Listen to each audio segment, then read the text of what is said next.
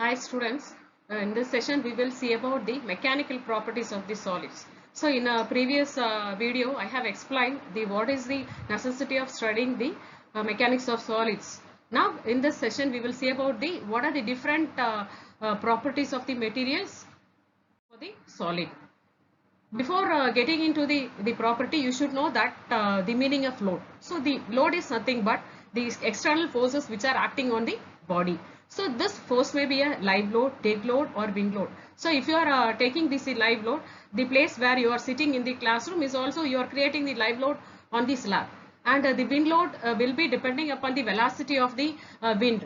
It will be depending upon the place to place. The next one is you should understand that what are the different types of loads are acting. So here it may be a tensile load or a compressive load and shear load, so anything. So according to that the behavior of the structure will be varied. So now we will see about the different properties one by one. So the first one is the elasticity. So what is the meaning of elasticity? So if you are taking any object, for an example, if you are taking any object, if I am giving a load to this object, it will elongate. So if I am unloading, again it will come back to its original shape and position or original dimension. If that material come back to its original shape or dimension, you can say that it is an elastic material. Okay, so that property we are calling that as a elasticity. So here the person or stretching the rubber band, and if they were removing that stretching, so they automatically the rubber band will come back to its original dimension. So up to some limit. Okay, so if that limit, we are calling that as a elasticity. Next one is the plasticity. So here when we are taking this in the the person who are stretching the rubber band. So if you are stretching that rubber band again and again if you are unloading that removing that stretching, then in some part from the elasticity, beyond the elasticity, that rubber band will not come back to its original shape. So that property is nothing but the plasticity. So which means that material will retains its deformation permanently under the load. And next one is the very important property, ductility. So if you are taking this, so these are if the material exhibits large deformation in a longitudinal direction under the application of tensile force before the failure.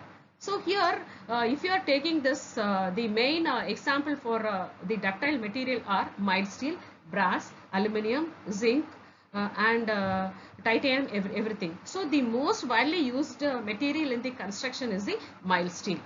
Nowadays you can see this in a manufacture itself, they are mentioning that ductile rod. So that is the mainly we are using the Fe415 rods.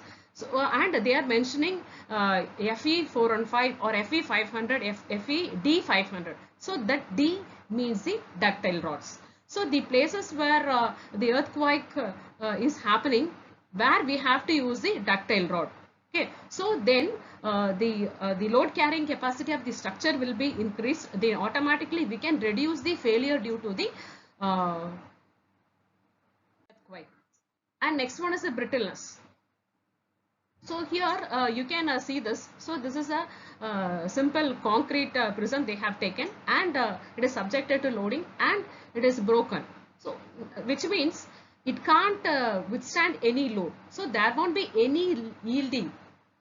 So whenever we are applying the load, suddenly that material will break. So the main example is glass, concrete, then a stone. So everything is a example. So the concrete is a strong in compression. So therefore we have to find the compressive strength of the concrete in the construction. Wherever we are casting the concrete beam or column or foundation, any structural element, we have to find the compressive strength of the concrete. And the strength. So what is the strength?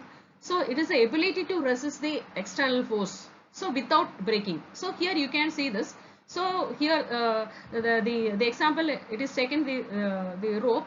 Whenever it is stretched, you can see this. It is you can see that the breaking is happened. It should not happen.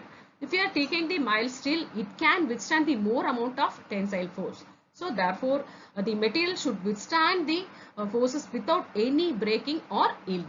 And next one is the very important thing is the toughness. So here, if you are taking this, this is a material they were beating, and you can see that it is bending. So here you can keep on beating and it will bend. So you can bend it into in any shape. So if you are taking some other material, so this the second picture shows the brittle material. So once if you are breaking that, suddenly there will be a it will break. So therefore the toughness is very important. So whenever we are using the fiber reinforced concrete, it is a special type of concrete. So you can ensure the toughness of the concrete also. So therefore, as a civil engineer, you should understand the different types of the material and the mechanical properties of the material also. Thank you for listening this video. Thank you.